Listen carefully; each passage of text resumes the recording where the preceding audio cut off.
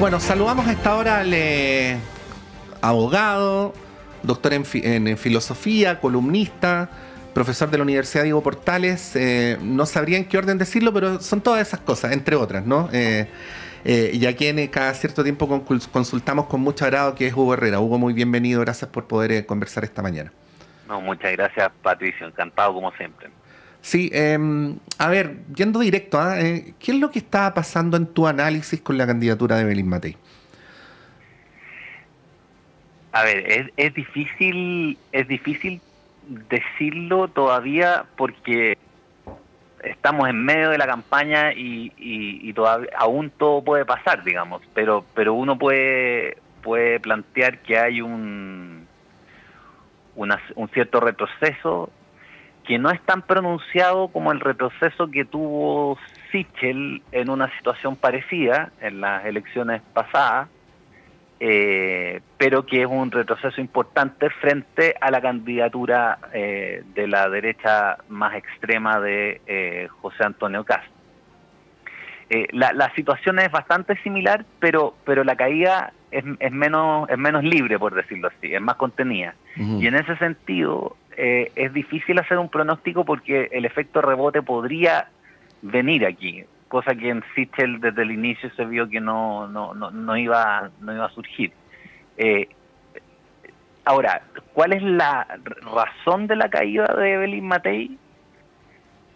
Ahí a mí, por descarte, digamos, me parece que se trata de una deficiencia, llamémosla, de discurso, de contenido, de proyectar una visión del país clara más allá de medidas de gestión. Pues si uno mira, Evelyn Matei es una persona que más allá de sus exabruptos, qué sé yo, es una persona inteligente, tiene detrás de ella a los dos partidos más grandes del país, dos partidos que han madurado ya en el gobierno, o sea, hay cuadros preparados, qué sé yo. Entonces uno se podría preguntar qué saldría mal en todo esto, Sí. pero uno nota cuando analiza lo que ocurre con la candidatura un cierto vaivén. Un día va más a la derecha, otro día se va más al centro, y esos vaivenes me parece que lo que recogen, lo que expresan, es precisamente la falta de un anclaje doctrinario, político, más allá, como digo, de el discurso económico y de gestión típico de la derecha post dictadura, digamos. Sí, aquí un subrayado nomás porque lo que voy a decir muy brevemente no es ninguna idea nueva lo que acabas de decir, Hugo, porque ese sustento doctrinario es el que evita el vaivén y la desorientación, ¿no? Claro, claro, efectivamente. O sea, cuando tú tienes una doctrina, tú puedes hacer cambios tácticos, digamos, o sea, cambios de corto alcance, pero no cambia fundamentalmente el estilo y el discurso en asuntos de fondo, digamos. Y no tienes, por ejemplo, que andar desmintiendo al vocero de tu campaña. Ujú. Esto ya es como un desorden mayor en la operación cotidiana, pero que se explica también porque no juegan de memoria, y no juegan de memoria porque no tienen un proyecto común claro. Esto no significa necesariamente como los historiadores dicen, doctrinarios, digamos, o sea, excesivamente teóricos, sino que tener algo así como una visión del país más allá de la economía y de la gestión. ¿Y qué significa esto? Significa, por ejemplo, pensar en el 18 de octubre, pensar en los dos intentos fallidos de constitución, pensar que las instituciones están perdiendo legitimidad en el país y pensar que esa legitimidad se recupera con grandes acuerdos. Ujú. Si Evelyn Matei hiciera ese ejercicio y pensar en el problema del país como un problema de legitimidad, en donde la seguridad también está afectada por la legitimidad y el crecimiento económico también está afectado por una falta de consenso sobre qué es crecimiento, etcétera, Ujú. entonces ella tendría, me parece, una posición ideal con la cual argumentar respecto de las dos otras candidaturas fuertes. porque les podría decir, yo soy la que está en mejor posición, en principio, para negociar grandes acuerdos, para conversar con todos los sectores, porque estoy al centro, por el simple hecho de estar al centro, en comparación con ustedes, porque la posición de centro siempre es relativa, digamos. Da el caso que soy la candidatura poderosa más de centro, y ustedes son el ala derecha y el ala izquierda. Y no me imagino, es difícil imaginarse, que Kast se va a sentar a conversar de buena primera con Jara y van a lograr las grandes reformas que el país necesita. Soy yo la que está más en mejor posición. Sí. No por mis características personales, sino simplemente por donde estoy. Pero eso no lo han explotado porque no han pensado políticamente en la campaña. Entonces se dañan a sí mismos, me parece, poniendo el énfasis en solo la economía y la gestión, que son importantes, está bien, pero no son todo, digo. Sí, déjame comentar algo a modo de hipótesis, Hugo, para que tú hagas lo que quieras con mi hipótesis. Lo importante es lo que digas tú, no si lo que yo digo está bien o mal. En la vida y en la política, cuando algo resulta demasiado fácil, como que uno deja de esforzarse, ¿no? Y me da la impresión que los últimos 3 años han sido, en términos del viento a favor, para las derechas fáciles como nunca antes, por lo menos en las décadas previas. Con un sentido común que parece haberse volcado, con un gobierno arrinconado. Pero en donde, y aquí es donde viene mi hipótesis, tendíamos a ver, o yo tendía a ver desde acá, argumentos para ganar la discusión, porque resultaba muy fácil hacerlo, que no necesariamente tenían mucha densidad, ¿no? El resumen de el gobierno lo hace todo mal, y el resumen de aquí los dos problemas son la seguridad y la delincuencia, ¿no? Y lo quiero vincular con otra cosa porque entre medio falleció el expresidente Piñera y se habló mucho de la existencia de un supuesto piñerismo, ¿no? Que sería, yo a esta altura no lo sé, si una corriente ideológica, una corriente política, simplemente la experiencia de algunas personas que convivieron en sus gobiernos, en fin, y que Matei era la llamada a preservar y acrecentar aquello, ¿no? Si pudieras cruzar estas dos ideas que te comento, ¿qué podrías decir? Sí, a ver, yo creo que las dos se cruzan también por este problema ideológico. O sea, yo creo que Piñera, visto con cierta perspectiva de tiempo, fue un buen gestor. O sea, puedo contar la experiencia personal, pero a mí me tranquilizaba, por ejemplo, que cómo se manejó el tema del coronavirus. Y más allá de la angustia inicial, el país vivió con cierta seguridad, con un sentimiento de seguridad que, por ejemplo, gente que estaba en el extranjero no tenía. Y en eso a mí me parece que hay que reconocerle a Piñera una gran capacidad. Pero cuando se trataba de temas políticos, Piñera se paralizaba. Se paralizó para las movilizaciones estudiantiles del 2011 y se paralizó para el 2019, con los octubres. Se paralizó, no supo qué hacer, no tenía un discurso. El 2019 llamaba un día a la paz, otro día a la guerra, su señora hablaba de extraterrestres, no comprendían lo que estaba pasando. ¿Y por qué no lo comprendían? Me parece que porque no tenían las herramientas conceptuales para interpretar lo que estaba ocurriendo. Que no era un problema económico, que no era un problema de gestión, que no era un problema de seguridad, era un problema más profundo, de legitimidad política de las instituciones, que también abarca seguridad. Si el primer pacto social, como dice Hobbes, es te obligo porque te protejo, digamos. O sea, el Estado tiene legitimidad para obligarme porque me protege, y si no me protege, ya yo le pierdo el respeto a las policías, le pierdo el respeto a la autoridad, y eso es lo que deteriora la legitimidad de las instituciones en lo más básico. Pero no vio el problema en esos precisos términos, y por eso le costó tanto tomar decisiones, y tuvo que venir el Parlamento a resolverle el problema con el acuerdo del 15 de noviembre, algo totalmente anómalo, porque en la crisis se dice siempre en política uno debe mandar, no se sale de las crisis con asambleas, digamos. Y en el caso nuestro sí salimos de una crisis, al menos el momento más profundo, gracias a una asamblea, a nuestro Parlamento. Entonces, creo que que se junta el problema de que hay una continuidad, por decirlo así, entre el economicismo y el gestionalismo, la pérdida, la falta de visión política, y lo que podríamos llamar también el piñerismo. Eso combinado, como digo, con una gran capacidad de gestión. Eso no hay que desconocerlo, porque es una habilidad que de pronto en la izquierda se echa de menos, digamos. En este gobierno, por ejemplo, se ha echado de menos. Y Evelyn Matei tiene, me parece, una posición que es un poco más compleja que Piñera, porque Piñera, por decirlo así, tenía combustible propio, tenía recursos propios para levantar su campaña, se decía que él tenía su propio sistema de encuestas, que era el mejor que todos, digamos. Una vez me lo estuvo explicando y la verdad es que era bien sofisticado y rápido. Y Evelyn Matei no vuela así, no tiene recursos propios. Entonces, eso que puede ser visto como una anomalía en un sistema político, porque yo creo que, claro, aparte de algunos magnates, Silvio Berlusconi, no sé, nadie puede financiarse una campaña presidencial, es una limitante, porque tú tienes que entrar a negociar.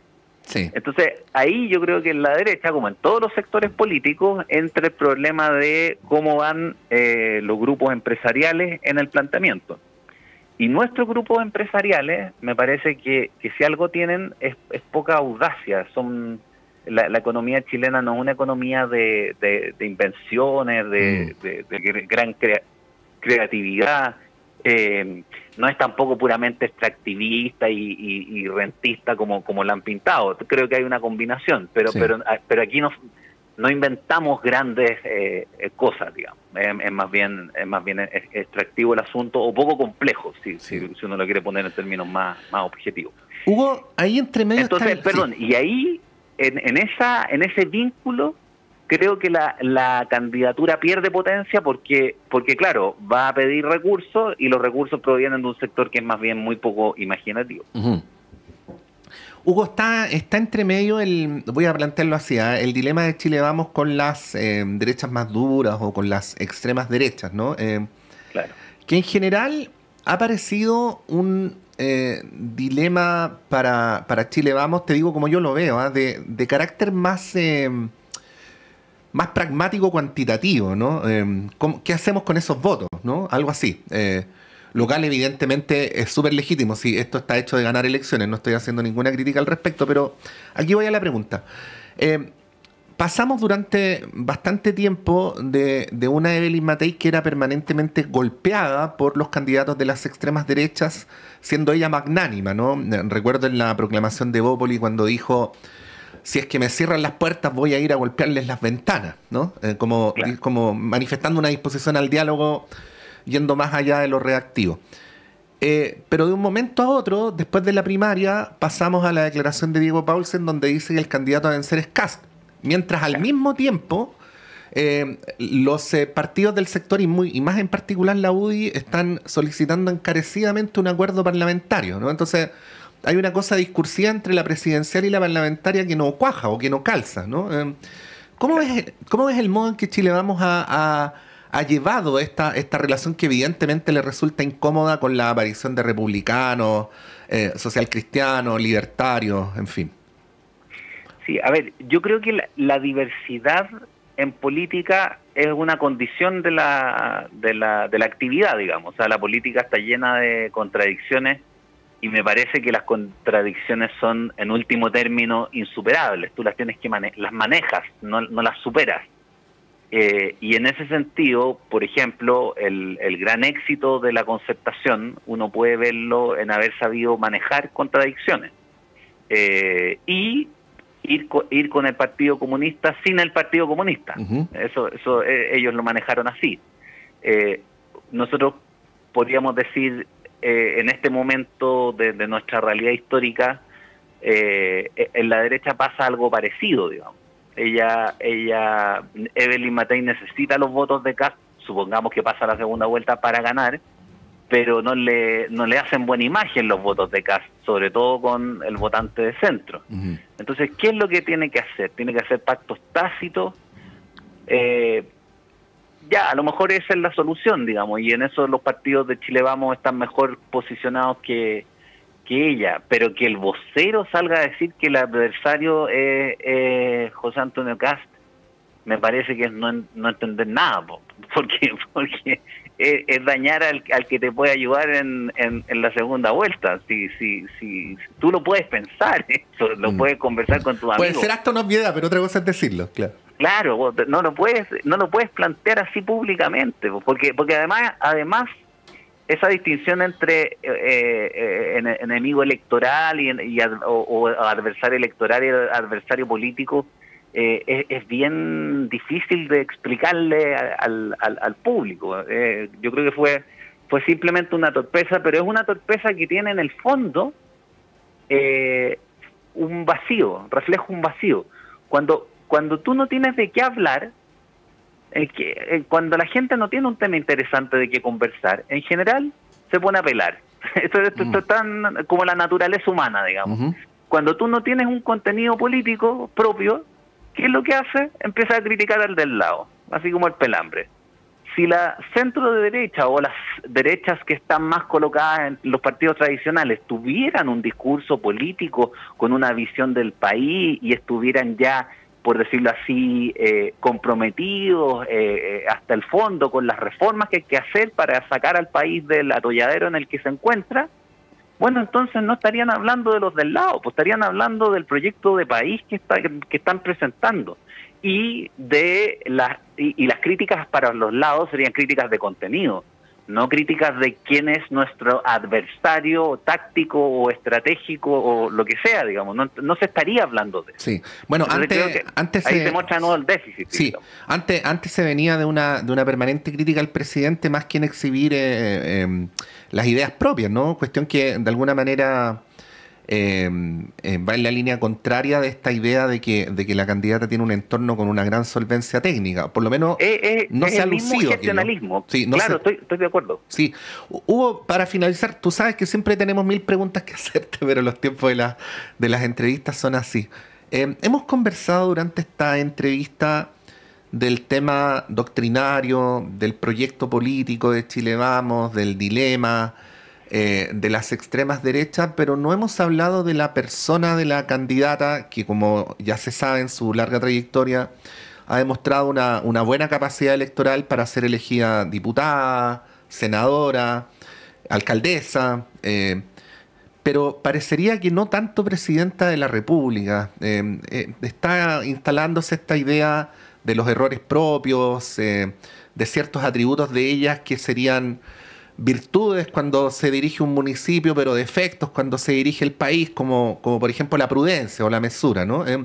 ¿Qué podrías decir sobre la dirigente Evelyn Matei en su calidad de candidata y cuánto tiene eso que ver con lo que estamos conversando esta mañana?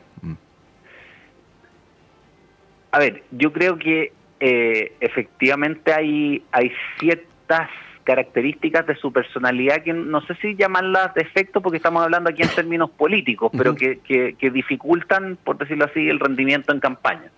Qué sé yo, salirse de madre, de tener reacciones inesperadas, de mal humor, qué sé yo, no contribuyen a generar una candidatura, por decirlo así, simpática. Pero creo que por otra parte, ella en términos intelectuales, en términos de formación académica, es economista, no es administradora de empresas, digamos, por ejemplo, que es lo que estudian muchas veces los ingenieros comerciales. O sea, tiene una buena formación, es una persona capaz en términos del gran gobierno, digamos. Yo creo que sería una persona con aptitudes, pero creo que parezco disco rayado, pero si tú tuvieras algo de fondo en lo que fijarte, las características personales pasarían a segundo plano. E incluso me atrevería a decir que estos giros sorpresivos que de repente da Evelyn Matei podrían ser una ventaja en su campaña. Podrían ser de pronto genialidades, digamos. Si tú tuvieras un contenido en el cual basarte. Pero cuando tú no ves ese contenido, se parecen a pataletas más que a reacciones políticas. Entonces ahí se vuelve muy débil la candidata. Yo creo que el problema, también el personal, por decirlo así, la cualidad personal se fortalece o debilita dependiendo de la existencia o no de un discurso político. Una vez un experto político norteamericano medio cínico, digamos, descarado, ¿no?, decía que lo más importante en política era la fama. Después tú te hacías buena o mala fama, como quisieras, pero pasa un poco con Don Francisco, que un tiempo tuvo fama de pesado, de que maltrataba, qué sé yo, a las modelos, que era pesado con el público, pero viene la Teletón y se transforma en la persona más buena del país. Yo creo que aquí pasa lo mismo. Falta un proyecto político, diría, falta como una Teletón, para ponerlo en términos bien gráficos. Falta un proyecto político que permita destacar los atributos, digamos, que tiene Evelyn Matei. Bueno, grandes temas, Hugo. Sé que podemos contar contigo en las próximas semanas para seguir conversándolo. De todas maneras, muchas gracias por la invitación. Sí, te iba a decir muchas gracias por esta entrevista de día lunes, porque tengo esa cosa de que fue feriado ayer, pero es jueves. Muchas gracias, Hugo, que estés muy bien. Ya, gracias, igual.